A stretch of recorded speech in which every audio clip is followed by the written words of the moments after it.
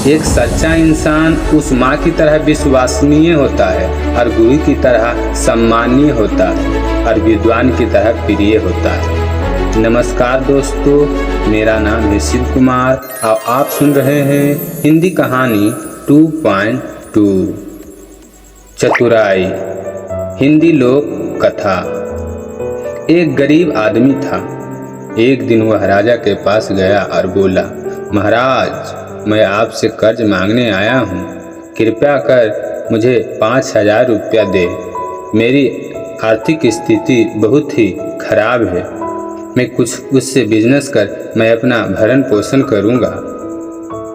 मैं 5 वर्षों के अंदर आपके रुपये जरूर वापस कर दूँगा। राजा बहुत दयालु था, उसकी बात पर आ गया। विश्वास कर उसे 5,000 रुपये दे दिए। 5 वर्ष बीत जाने के बाद भी जब उस व्यक्ति ने राजा के 5,000 रुपये नहीं लौटाया, तब राजा के मजबूरन उसके घर जाना पड़ा। लेकिन वहाँ व्यक्ति नहीं मिला। उसके परिवार में कोई मिला तो वह बोला कि वहाँ अभी घर पर नहीं है, कोई काम से गए हैं। उसे वापस घर आना पड़ा। एक दिन फिर राजा उस व्यक्ति के घर गया और वहाँ और कोई नहीं था दिखा। एक छोटी सी लड़की बैठी थी। राजा ने उससे पूछा, तुम्हारे पिताजी कहाँ हैं? लड़की बोली, पिताजी स्वर्ग का पानी रोकने गए हैं। राजा ने फिर से पूछा, तुम्हारा भाई वो कहाँ गया है? लड़की बोली, बिना झगड़े के झगड़ा करने गए हैं। राजा के समझ में एक भी बात नहीं आ रही थी, इसलिए वह फिर पूछता है, तुम्हारी माँ कहाँ है? लड़की बोली, माँ 1 से 2 करने गई है। राजा उसके इन उल्लू जुलूल जवाब से खींच गया और वह गुस्से से पूछता है, तुम यहाँ बैठी क्या कर रही हो? लड़की हंस कर बोली, मैं घर बैठी संसार देख रही हूँ। राजा समझ गया कि लड़की उसकी किसी भी बात का सीधा जवाब नहीं देगी, इसलिए उसे अब इससे इन बातों का मतलब जानने के लिए प्यार से बतियाना पड़े। राजा ने चेहरे पर प्यार से मुस्कान लाकर पूछा, बेटी, तुमने जो अभी अभी मेरी सवालों को जवाब दिया, उनका मतलब क्या है? मुझे जरा समझाओ। मैं तुम्हारी एक भी बात का मतलब नहीं समझ सका। तुम मुझे सीधे सीधे उनका मतलब समझाओ। लड़की ने मुस्कुरा कर पूछा, अगर मैं सभी बातों को मतलब समझा दूं तो आप मुझे क्या देंगे? राजा के मन में सारी बातें जानने की तीव्र उत्कंठा थी। वह बोला, जो मांगोगे वही दूंगा। राजा के मन में सारी बातें को जानने की तीव्र उत्कंठा थी और वह बोला, जो मांगोगे वही दूंगा। तब लड़की बोली, आप मेरे पिताजी का सारा कर्ज माफ कर देंगे तो मैं आपके सारी बातों का अर्थ बता दूंगी। राजा ने कहा, ठीक है, मैं तुम्हारे पिताजी का सारा कर्ज माफ कर दूंगा। अब तो सारी बातों को अर्थ समझा दो। लड़की बोली, महाराज, आज मैं आपके सारी बातों को अर्थ तो नहीं समझा सकती हूँ। कृपया कर आप कल आएं, कल मैं जरूर बता दूंगा। राजा वहाँ से चला गया और राजा अगले दिन फिर वहाँ उस व्यक्ति के घर गया। आज वहाँ भी सभी लोग मौजूद थे। वह आदमी, उसकी पत्नी, बेटा और उसकी बेटी, सभी परिवार एक जगह ही थे। राजा को देखते ही लड़की पूछी, महाराज, आपको अपना वचन याद है ना? राजा बोला, हाँ, मुझे याद है। तुम अगर सारी बातों का अर्थ बता दो तो मैं तुम्हारे पिताजी का सारा कर्ज माफ कर दूंगा। लड़की बोली, सबसे पहले मैंने यह कहा था कि पिताजी स्वर्ग का पानी रोकने गए हैं। इसका मतलब था कि वर्षा हो रही थी और हमारे घर की छत से पानी टपक रहा था। पिताजी ने पानी रोकने के लिए छत को छा बना रहे थे, यानी वर्षा का पानी आसमान से ही गिर रहा, और हम लोग यही मानते हैं कि आसमान में ही स्वर्ग है।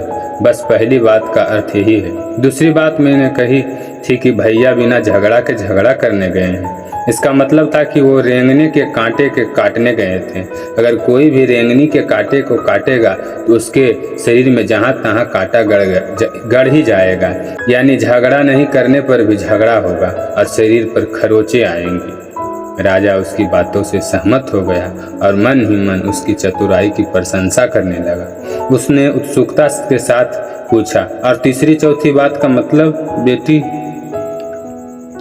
लड़की बोली, महाराज, तीसरी बात मैंने कही थी कि माँ 1 से 2 करने गई। इसका मतलब था कि माँ अरहर के दाल को पीसने यानी उसे 1-2 करने गई थी।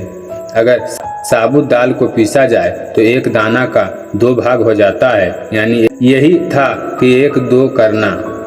रही चौथी बात, तो उस समय मैं भात बना रही थी और उसमें 1 चावल निकलकर देख रही थी कि भात पूरी तरह से पका है कि नहीं। इसका मतलब है कि मैं 1 चावल ही देखकर जान जाती हूँ कि पूरा चावल पका है कि नहीं। अर्थात चावल के संसार में घर बैठी देख रही थी कि यह कहकर लड़की चुप हो गई। राजा सारी बातों को अर्थ जान चुका था। उस लड़की की बुद्धिमानी भरी बातों को आश्चर्य में डाल दिया। फिर राजा ने कहा, बेटी, तुम बहुत चतुर हो, पर एक बात समझ में नहीं आई कि यह सारी बातें तुम मुझे कल ही बता सकती थी, फिर तुमने मुझे आज क्यों बुलाया? लड़की हंसकर बोली, मैं तो बता ही चुकी हूँ कि कल जब आप आए थे तो मैं भात बना रही थी। अगर मैं आपको अपनी बातों का मतलब समझाने लगती तो भात गीला हो जाता या जल जाता। माँ मुझे जरूर पीटती। फिर भी घर में कल कोई भी नहीं था। अगर मैं इनको बताती तो आपके कर्ज माफ़ कर दिया है। जहाँ इन्हें उसकी विश्वास हो जाएगा वहीं खुशी भी होगी। राजा लड़की की बात सुनकर बहुत ही प्रसन्न हुआ। उसने अपने गले से मोतियों को माला निकाल उसे देते हुए वो कहा, बेटी, यह लो अपनी चतुराई का पुरस्कार।